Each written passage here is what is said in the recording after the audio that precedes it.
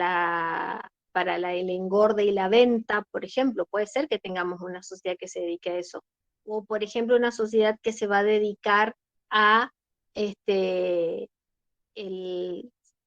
la siembra de determinado producto. Entonces, pueden existir cuestiones que ameritan la reunión fuera de esta reunión mínima de una vez cada 3 meses, sí. Y está previsto que sea el presidente el que lo pueda llamar, o a instancia de cualquiera de los directores, que se presente por nota la solicitud de llamado y se realiza el llamado para la reunión, ¿sí? El principio general es que la representación de la sociedad le corresponde al presidente. ¿Por qué? Porque es él el que está ejerciendo el cargo de ser el representante y es la autoridad que representa a la sociedad. Pero el artículo 58 habla de que este director no puede abandonarla a la sociedad y no puede renunciar intempestivamente, no puede ir en contra, tiene las limitaciones que nosotros ya sabemos, que no puede ir en contra las decisiones que tiene la sociedad, eh, y va a responder siempre por una serie de conductas y va a tener la responsabilidad también respecto de todos los actos realizados en favor de la sociedad o siguiendo lineamientos de la sociedad, que es la teoría de los actos ultravires, que ya lo vimos en otras sociedades nosotros, ¿sí?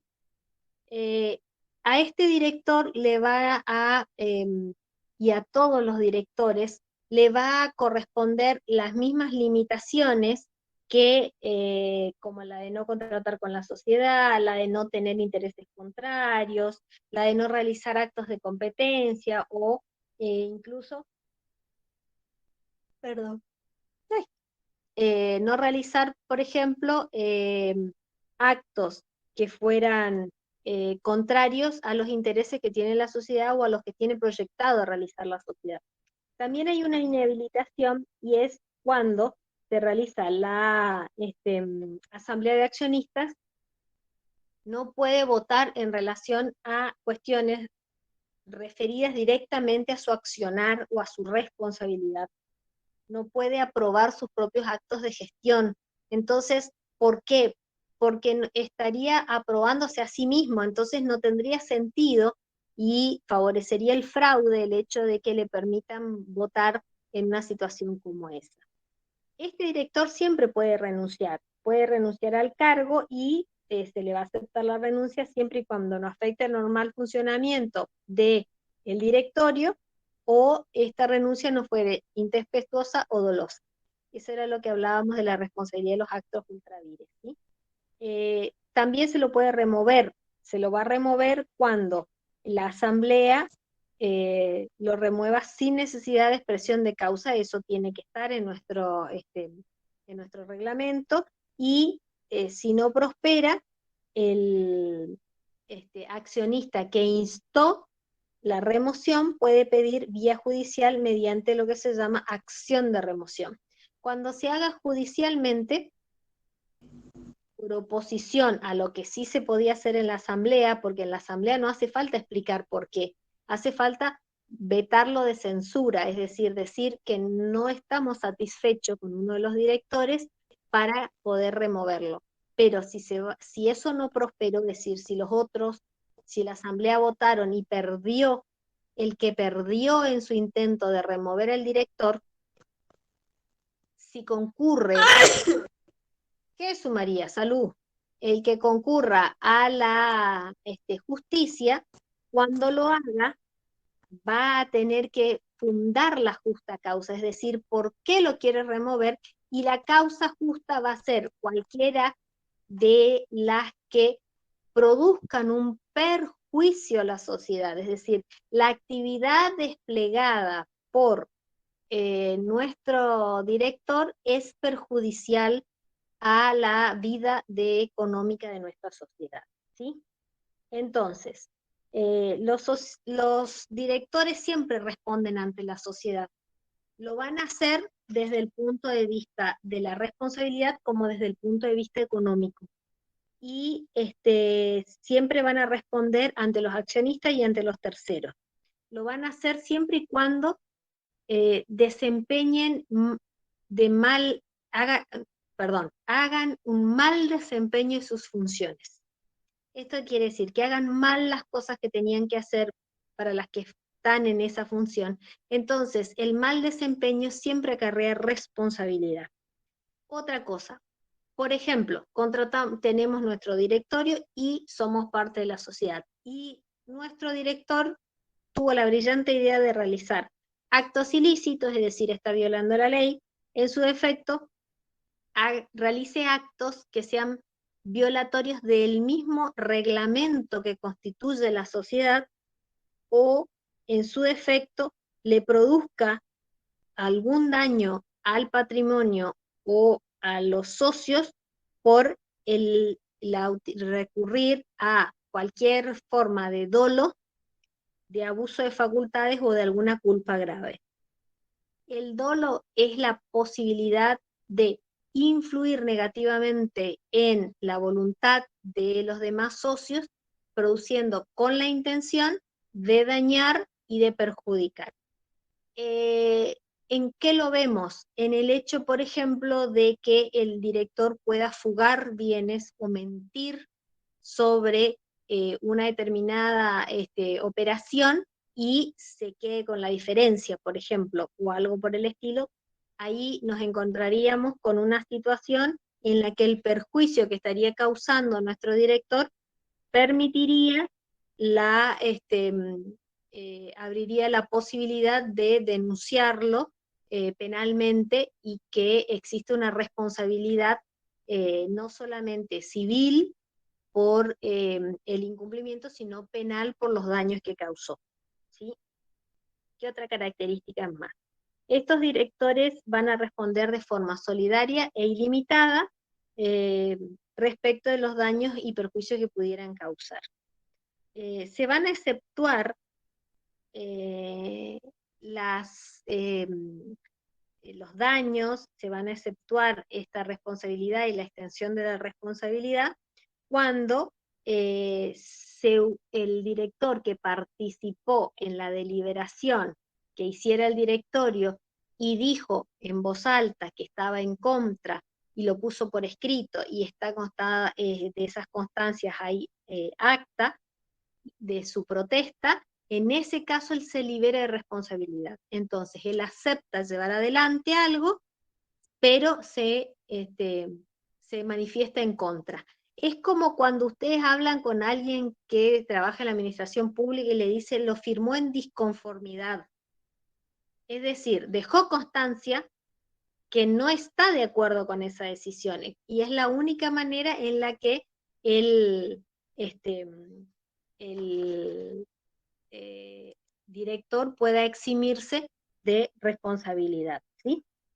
La cuestión de la responsabilidad se va a extinguir cuando la sociedad apruebe la gestión del director, cuando la sociedad le pida la renuncia en forma expresa y le pueda reclamar los daños en consecuencia, y finalmente cuando llegue a una transacción, es decir, se realice un acuerdo, y en este acuerdo la sociedad le puede pedir una compensación por el acto dañoso que hizo el director, pero en vez de judicializarlo al tema, se llega a un arreglo. ¿Saben dónde se ve esas cuestiones generalmente? Generalmente en las entidades bancarias, cuando hay algún inconveniente con los gerentes de las sucursales. En esos casos se llega a una transacción, si el gerente autorizó una, una actividad y esta no fue aprobada. En el caso de que lo quieran desvincular, realizan una transacción.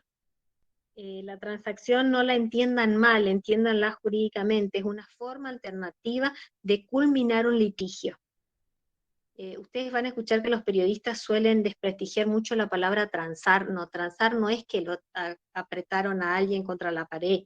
Transar dentro de la jerga del derecho es llegar a un arreglo. Esa es una transacción. Le digo por las dudas, para que no...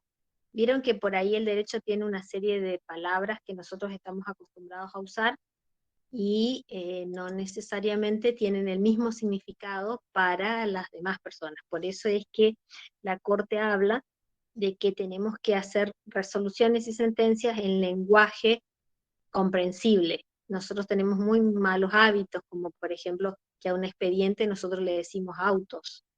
Y ustedes van a decir, ¿qué auto? No, bueno, auto para nosotros es el nombre del expediente. O por ejemplo, sale a despacho y ustedes van a quedar pensando, ¿qué despacho? Está en el escritorio. No, no, no, que salga a despacho significa que hicimos el trabajo interno, que lo terminamos, que subimos la lista de ese expediente y que el expediente está a disposición de ustedes para que lo vean. Entonces, de esa misma manera tienen que entenderla la palabra transacción, con el significado jurídico que tiene transar, que es llegar a un arreglo extrajudicial. ¿Qué otra más? Este director tiene acciones, hay acciones para este, en contra, y la acción de responsabilidad es necesario que para que se pueda abrir como acción, se, la actividad que desarrolló el director indefectiblemente, o si quieren ponerle la palabra, necesariamente tiene que producir un daño. Ahora, ¿cuál es el problema? El problema es que el daño tiene que probarse. Entonces, esta reparación del daño tiene que demostrarse que la actividad desplegada por el directorio nos causó efectivamente un daño.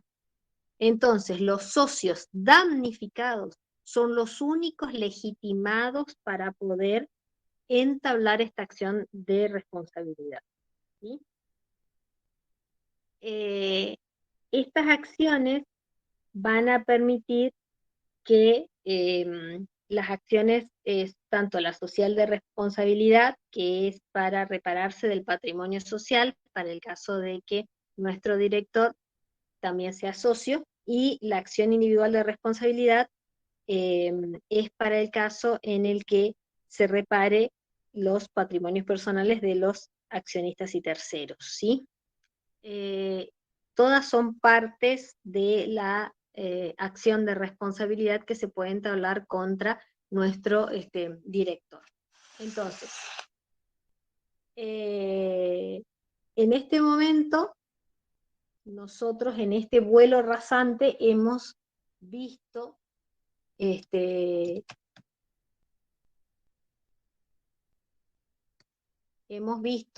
cómo funciona la estructura de este ente que forma parte de la sociedad y que dirige todo lo que sea la actividad y toma las decisiones que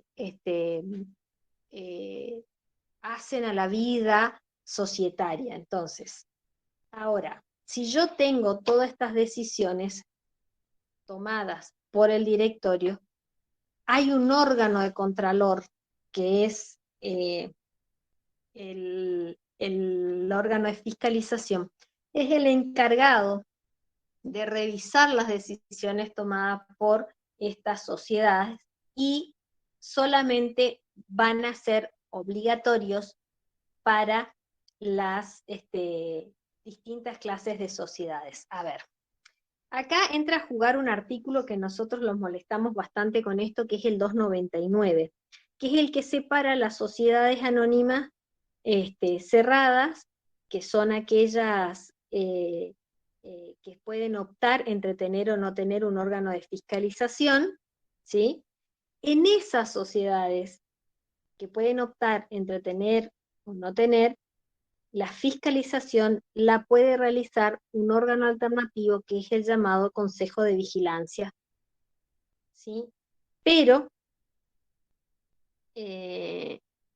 si decide que no va a tener un órgano de fiscalización, la fiscalización la van a tener que hacer sí o sí los accionistas, pero no en base al artículo 299, sino en base al 284 en su parte final. Entonces, la regla del 299, ¿cuál es? Separar lo que son las sociedades denominadas cerradas, que pueden tener o no tener un órgano de fiscalización, y si deciden tener un órgano de fiscalización, también pueden optar entre un consejo de vigilancia o la sindicatura. Y la segunda parte del 299 nos habla de las sociedades llamadas abiertas, en las que están obligadas por la ley a tener un órgano de fiscalización. Y la sindicatura va a ser obligatoria, salvo que decida colocar un consejo de vigilancia y esté previsto en el estatuto. Entonces, la regla es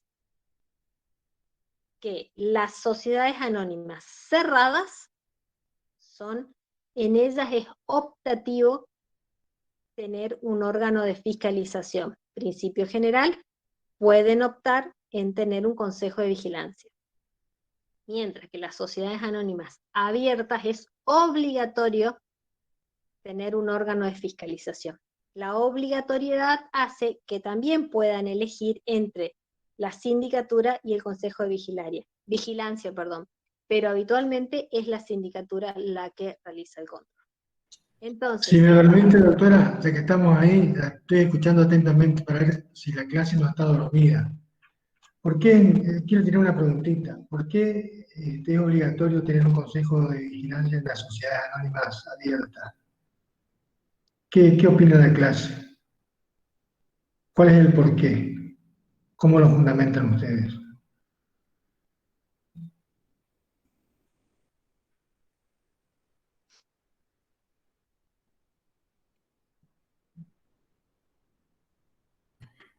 Ustedes vieron sociedades anónimas abiertas y cerradas.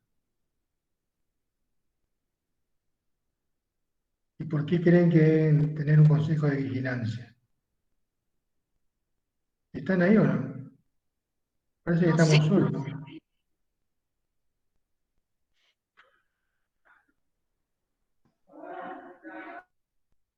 Estamos los tres solitos, no me parece. sí,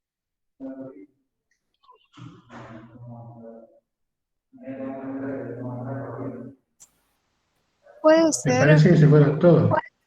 A ver, Tamila. que para las abiertas sea obligación, o sea, sea una obligación, ya que la mayoría cotiza en bolsas y tenga que ver con eso, como para la seguridad de todos los socios. Y en las sociedades cerradas, como son menos, o sea, es como ustedes habían explicado que eran como más familiares, de menos socios, más chiquitas, eh, y ya de por sí estén obligadas, digamos, a controlarlos entre ellos, no habría tanto problema. Por eso es como que pueden optar, pero en el caso de las abiertas no, porque, digamos, cotizan en bolsa. Así es, Tamila, porque el flujo de capital, la cantidad de acciones que maneja una sociedad por acciones, perdón, una sociedad anónima abierta, es mayor, o sea, son cifras siderales, porque ¿no es cierto? Entonces, para que no haya malversación de fondos y demás, para que no afecten a los socios, es necesario un consejo de vigilancia. Correcta tu respuesta. Anótele un punto bonus, contadora, por favor, de parte mía. Bueno, como usted diga. Continúe, doctora, que yo la sigo escuchando. gracias. Yo lo que me preocupa no es que Yamila se esté traumando, porque ya creo que lo estoy asumiendo. Me preocupa que creo que está traumando la madre también, y no sé qué familiares anexos yo les cuento, vamos a salir, creo que de esta pandemia vamos a salir con serios desequilibrios. No, no, me ayuda para fijar los conocimientos. Me alegro que veas el lado bueno, hay que entrar a ver las cosas desde ese punto de vista. Bueno, Es un ida y vuelta. Yo traumo con la parte de sociedades y ella me traumo con la parte de contabilidad. Así que es un ida y vuelta. sí, claro, sí, hay que encontrarle la vuelta. Yo les digo que a mí personalmente lo único que extraño es la interacción, la inmediatez de la interacción que hay cuando estamos en el aula. Porque por ahí eso facilita que para ustedes sean más llevaderas las clases. Porque nosotros ya venimos, con Rosana, ¿cuántos siglos hace que estamos, Rosy? Y ya 4 años creo ya estamos, Juan. Sí, Y vos cursaste conmigo, Ro, en el 11, en el 12, 14, 9, 10, 11, en el 12. en el 12. Así que imagínense que Sí, de ahí, ya yo vamos por 9 años ya. esta versión que ustedes ven de mi persona es 11 años después de decir todos los cuatrimestres lo mismo. Entonces, entiéndanme también. Uno En el trata de... 2012 En el 2012 fuiste mi alumna. Bueno, yo no quiero decir que fue van la a terminar, primera. no quiero decir que van a terminar todos traumados como la contadora, pero lamento decirles que sí, que hay cuestiones así en las que quedan medio sensibles a determinados temas, digámoslo así. Bien, sí, la idea es que esta fiscalización en la que tengamos dos posibilidades hace que la regla haga que las sociedades pequeñas tengan un consejo de vigilancia y después de que empiezan a cotizar en bolsa y se amplían de tal manera, tengan sí o sí la sindicatura. Eso no significa que ustedes no vayan a encontrarse un cliente que venga y le diga que quiere consejo de vigilancia.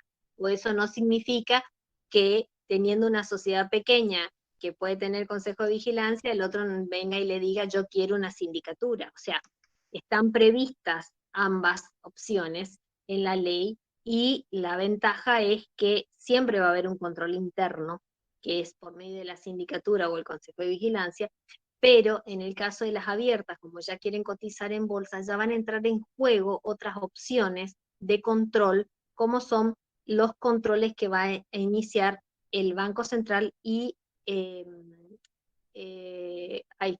la bolsa. Entonces esos controles también van a estar sobre las sociedades que coticen en bolsa, ¿está? Entonces van a conjugarse controles de tal manera en el que van a tenerlo más controlada la sociedad. El Consejo de Vigilancia es esta clase de órgano de fiscalización colegiado, no tiene que ser profesional, yo les aconsejo que no lo pongan en su estatuto, porque al no ser profesional no tienen trabajo los contadores. Perdón, consejo mío, consejo, si va, ustedes pueden o no. Yo le diría que le cuenten al cliente y salvo que venga trancado con esa idea, que no suele ocurrir muy frecuentemente, pero les puede pasar, yo les diría que no, díganle que es mejor la sindicatura, en realidad es mejor porque da menos dolores de cabeza y da más trabajo, entonces van a armarlo con sindicatura de manera tal que tengan la sindicatura, la regla general distintiva entre un consejo de vigilancia y la sindicatura es que la sindicatura sí o sí tiene que ser desempeñada por un profesional y este profesional es un contador y de ser posible especialista en sindicatura. ¿Está? Bien. Entonces, volvemos al anterior, volvemos al Consejo de Vigilancia, órgano no profesional, como yo les decía, integrado por un número impar de entre 3 a 15 accionistas, cuya existencia tiene que estar expresamente prevista por el estatuto y va a tener que tener su propia reglamentación y su propia organización y funcionamiento. ¿Qué características tiene? Primero, que es de control, es obvio. Segundo, que va a ser colegiado.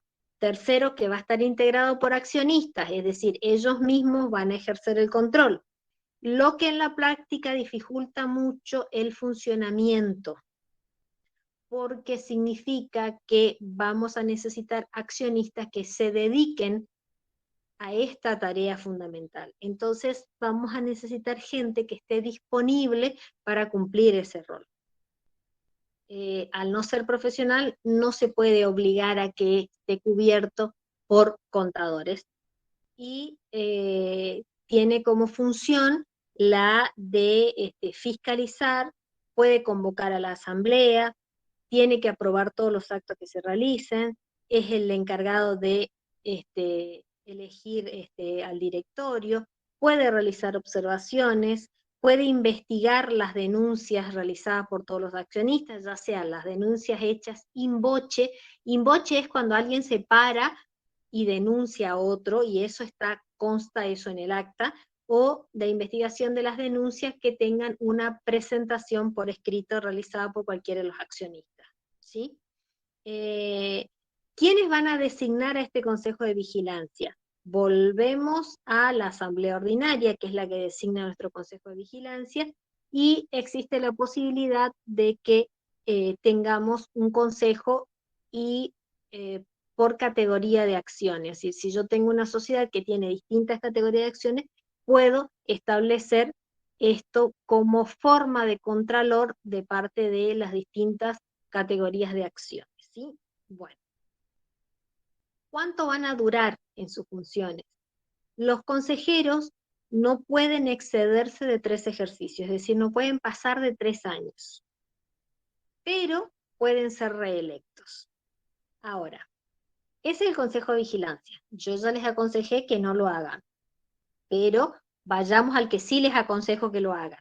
La sindicatura. ¿Va a ser un órgano integrado por accionistas o no?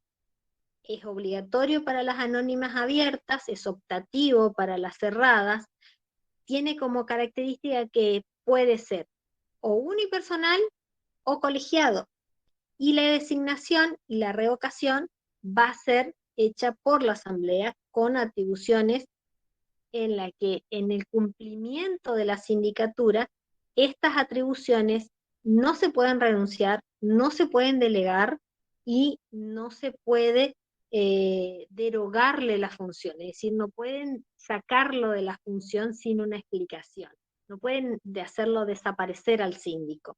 Y es el encargado de fiscalizar la sociedad. En realidad, el síndico cumple un contralor interno y luego de ese contralor vamos a encontrarnos que como muchas veces la posibilidad de operar en nuestra sociedad a un nivel de cotización en bolsa de las acciones o a un nivel en el que participe de actos de comercio muy importantes, siempre se pide el contralor de la sindicatura. Por ejemplo, hay licitaciones en las que la presentación, si es una sociedad anónima, tiene que hacerse con la firma del síndico, ¿sí? ¿Qué otra característica más va a tener? Ya dijimos que es un órgano de fiscalización, ya dijimos que es obligatoria u optativa según la clase de sociedad que tenga, según si es abierta o cerrada, dijimos que puede ser colegiado unipersonal, dijimos que puede estar integrado por accionistas o no, pero dijimos que sí o sí tienen que ser profesionales contables, ¿sí? Los designa y los revoca la asamblea, y esa característica de que sea inderogable, improrrogable, indelegable, irrenunciable y todos los hables que andan dando vueltas, significa que la persona que asumió esa responsabilidad no es tan fácil que culmine, si no termina normalmente el funcionamiento en la fecha que se vence a su gestión. ¿Qué tareas tiene? La primera es la de fiscalizar, la segunda la de verificar. Tercero, tiene la obligación de asistir a las reuniones y controlar las garantías que presenten los directores para cumplir sus cargos. Tiene que sí o sí informarle a la asamblea, así como a los accionistas, y a su vez es el encargado de convocar la asamblea. Tiene que incluir el orden del día. ¿Se acuerda que habíamos hablado de la importancia del orden del día? Bueno, es el síndico el encargado de hacer todo eso. Y por otra parte tiene una función de vigilancia de los demás órganos, así como en el eventual caso de que existieran denuncias, tiene la obligación de hacer la investigación, y en el caso de que nos fueran mal los negocios y tengamos que hacer la liquidación, también es el encargado de hacer la liquidación. ¿Sí? El síndico no puede desempeñar otro rol. Sí o sí tiene que ser síndico, es decir, va a ser incompatible cualquier cosa que quiera hacer. No puede ser accionista, no puede ser director, no puede ser empleado, ¿sí? Bueno, la ley les extiende también a que no puede ser como en la novela, es decir, no puede estar casado con, si va a ser síndico, no puede estar casado con el director, y le extiende las prohibiciones a los cónyuges, los parientes colaterales y afines. ¿Ustedes saben qué diferencia hay entre un pariente colateral y un afín? A ver, Profe, afín no es como cuando tienen una relación familiar. sí, corazón, todas son relaciones de familia. Bueno, les cuento porque es a los fines de evitar. Está bien. Cuando uno de ustedes, que forma parte de su familia, quiere saber qué grado de parentesco tiene con otra persona, tiene que subir al antecesor familiar común. Es decir, para saber qué grado de parentesco tienen con su primo, tienen que ir. Si ustedes tienen que ir a su papá o a la mamá, y de ahí, si es primo por parte de madre o primo por parte de padre, ¿quién es el antecesor común? Entonces, ustedes están acá abajo, suben un pasito que es la mamá o el papá, suben otro pasito que es el abuelo, bajan otro pasito al tío o tía, y otro más al primo. Entonces, ¿cuántos grados subieron?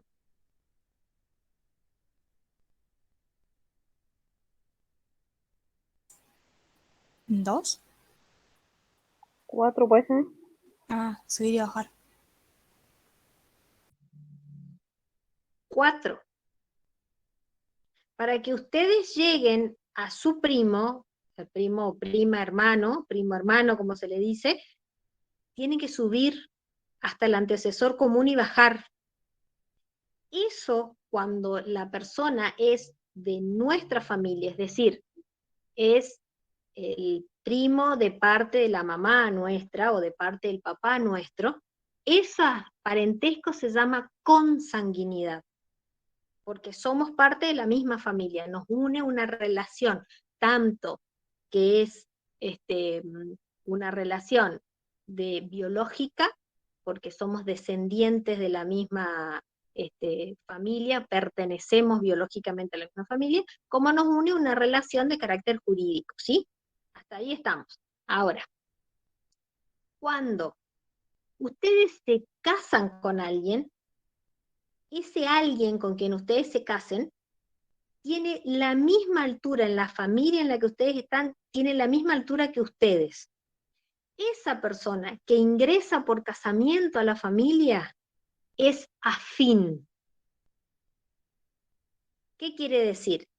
Que por afinidad tiene la misma altura que ustedes en esa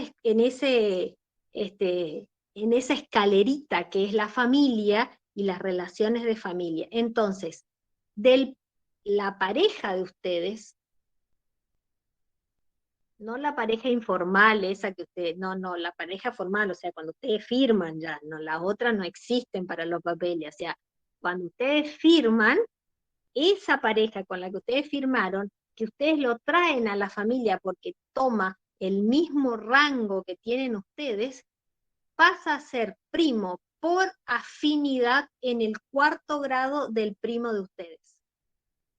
Entonces, ese primo o prima de ustedes está en el 4º grado de consanguinidad con ustedes, pero la pareja de ustedes está en el 4º grado por afinidad.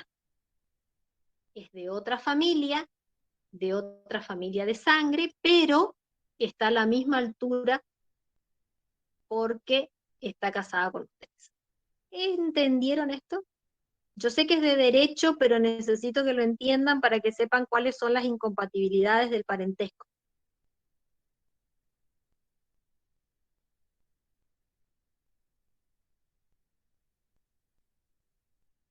Me aturde el silencio.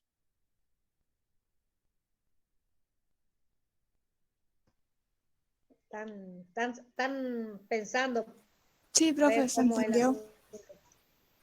Bueno, Entonces, gracias. consanguinidad es de nuestra familia y afín sería de la familia de mi pareja, Exactamente. básicamente. Sí. Entonces, como yo necesito que para cumplir el rol de síndico no sean pareja firmando, estamos hablando de los legales, no de las travesuras de esas que nadie quiere contar. No, estamos hablando de las travesuras legales, ¿sí? Entonces, ustedes se casan, aparece la incompatibilidad para el desempeñar doble rol. ¿Por qué? Porque si están casados, no puede ser uno el director y el otro el síndico. Primero que la ley habla de una incompatibilidad. Entonces, alguien va a tener que renunciar. ¿Está? Bien. Entonces, ¿quién lo elige a este síndico? ¿La asamblea ordinaria o la posibilidad de que lo elijamos por categoría de acciones? ¿Sí? ¿Cuánto tiempo? Siempre el mismo principio, hasta 3 ejercicios. ¿Sí? ¿Pueden fijarse antes? O sea, ¿puedo decir que va a durar 2 años? Sí, pero es hasta 3. La ley me permite hasta 3. Entonces, y también me permite la posibilidad de la reelección. ¿Cómo los voy a remover? Los voy a remover sin necesidad de que tenga justa causa, pero solamente lo puede hacer la asamblea. Y si tienen régimen de responsabilidad, igual que los directores. Sí, van a responder civil y penalmente por todas las actividades desplegadas que causen un perjuicio, tanto a la sociedad como a los accionistas integrantes de la sociedad. ¿Sí? ¿Cuándo se habla de una fiscalización externa? La fiscalización externa que prevé la ley es para el caso de las sociedades anónimas en las que sí o sí hay un control estatal permanente. Y te va a decir, pero, ¿cuándo va a ocurrir? En principio, la limitación sigue siendo la misma del 299, ¿sí? Entonces, las sociedades que están cerradas van a tener un contralor de parte del Estado limitado. Y las sociedades que están abiertas van a tener un contralor estatal permanente. Y ustedes van a ver que una de las particularidades es que este contralor estatal es incluso hasta agobiante. ¿Por qué? Porque van a tener el control de la FIP, van a tener el control de el Banco Central, van a tener el control de la misma bolsa, que si bien es un ente que es de carácter privado, tiene contralor estatal y tiene potestades para intervenir y controlar a las sociedades. Entonces, siempre van a tener un múltiple contralor. El objetivo es evitar que nos encontremos con situaciones en las cuales se defrauden a los accionistas. ¿Está? Entonces, puse lo más importante de lo que es tanto directorio como órgano de fiscalización, así que ¿les queda alguna consulta respecto a esto o quieren que ya pasemos al último puntito que nos queda?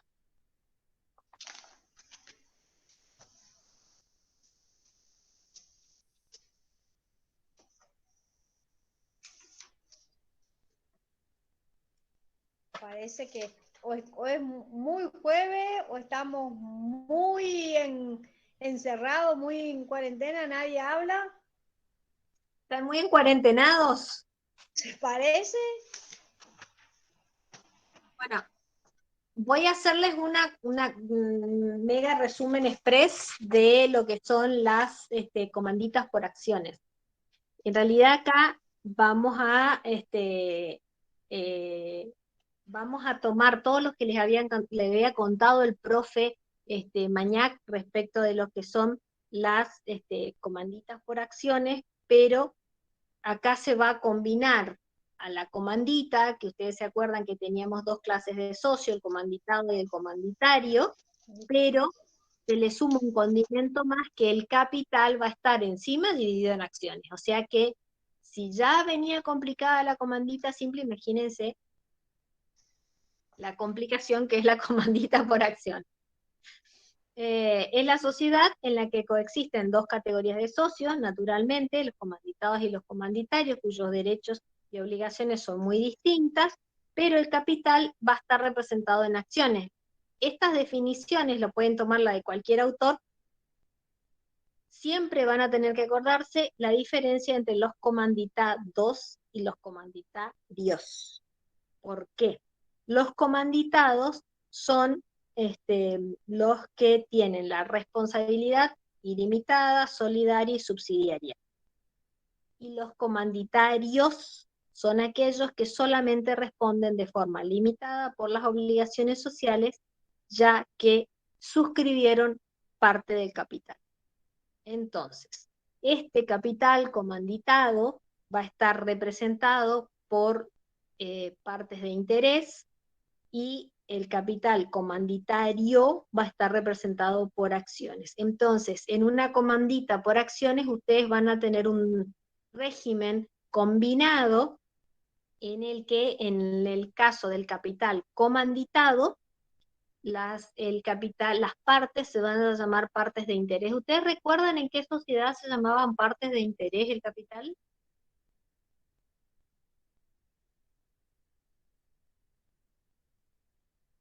A ver. ¿Estamos dormidos? ¿Sociedad anónima puede ser, profe? ¿Por qué? ¿Cómo? No, perdón, en la sociedad por acciones, quiero decir. A ver. Por acciones, pero ¿dónde se dice parte de interés? Las personalistas, profe.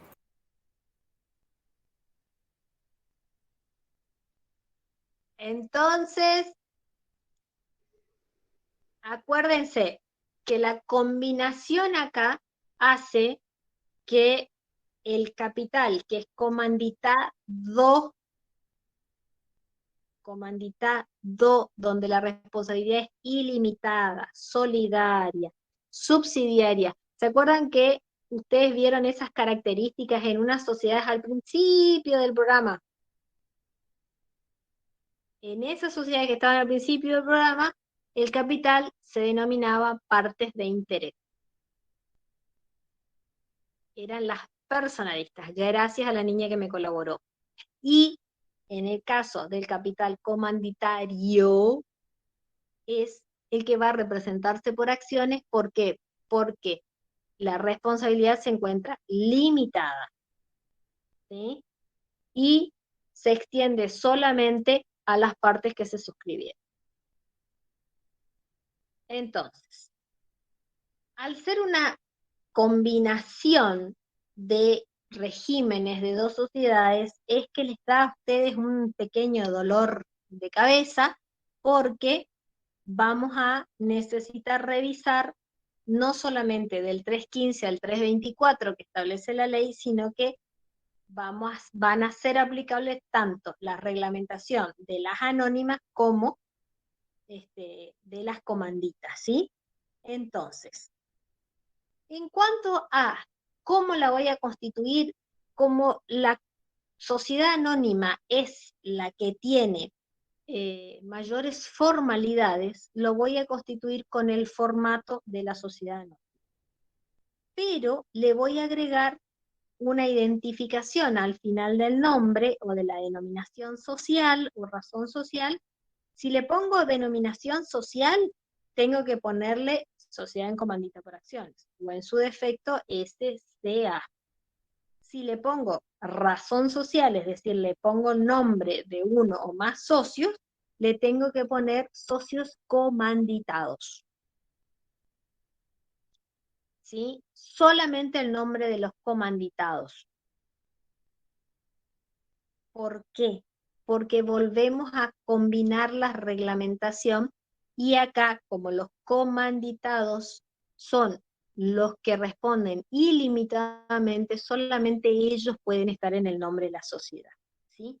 ¿Cómo vamos a tener la administración? La administración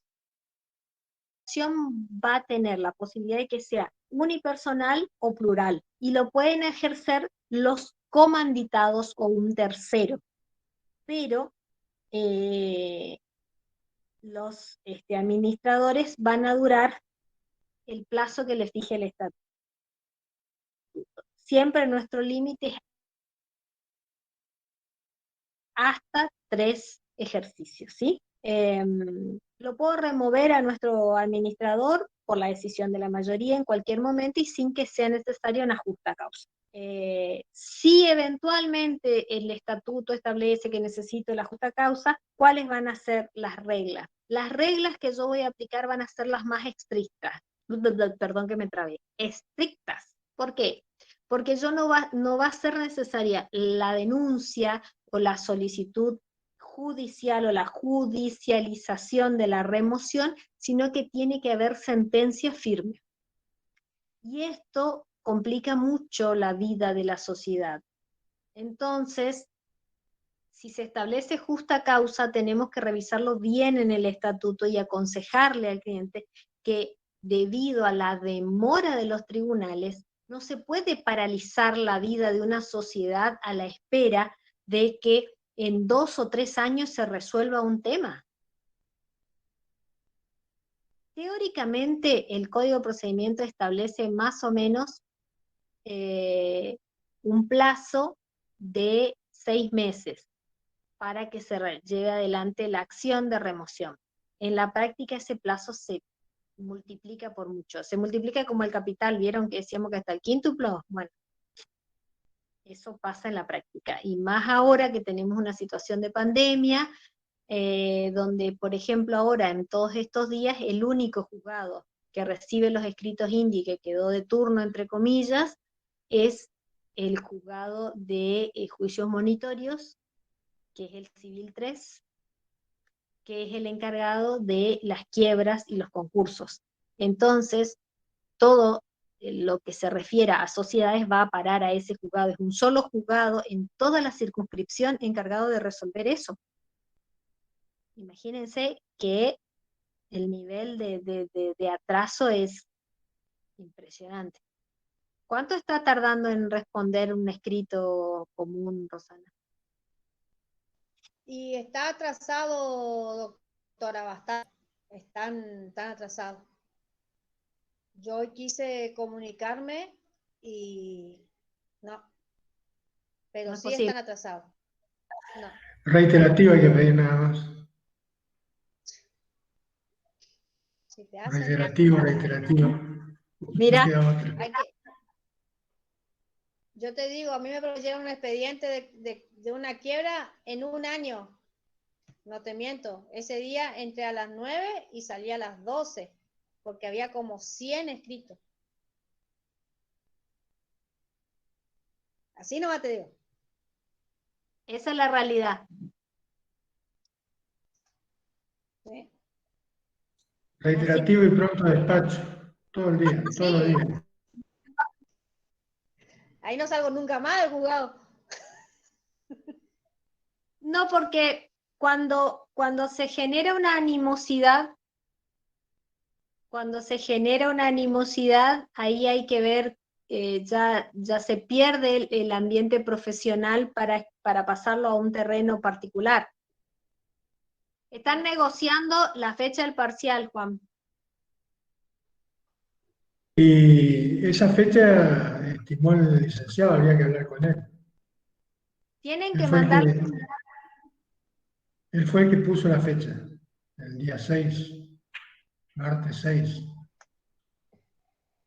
ya le Martes corrieron 6. el jueves al martes siguiente. El jueves 3 no era, el jueves 3. No, jueves 3, perdón, jueves 3, sí, jueves 3, yo me equivoqué. Eso era para ver si estaban despiertos. No, jueves Tengo 3, anotado acá, o sea, 3. Sí, martes 3.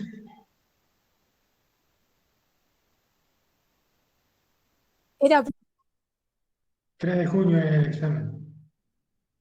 Llegan bien, ¿eh? Entra Sociedad Comandista por Acciones y Sociedad con participación estatal mayoritaria también. no, las de participación La estatal estatal no mayoritaria están, no vimos. son contratos societarios ahora, los vemos al final. No entra entonces. Entraría SRL, SA y Comandista por Acciones.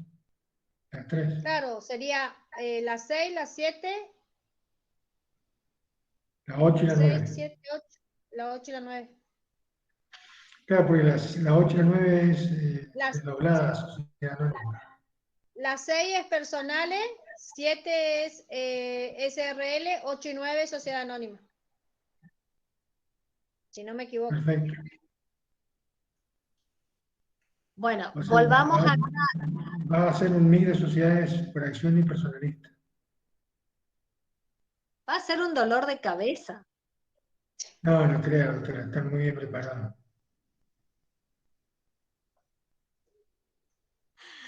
Van a Vamos a terminar pedir con pronto un hielo despacho. puesto atravesado en la cabeza. Sí van a terminar. Yo ¿Vieron doy la cuando palabra. se asolean en el verano que se le terminan con el hielo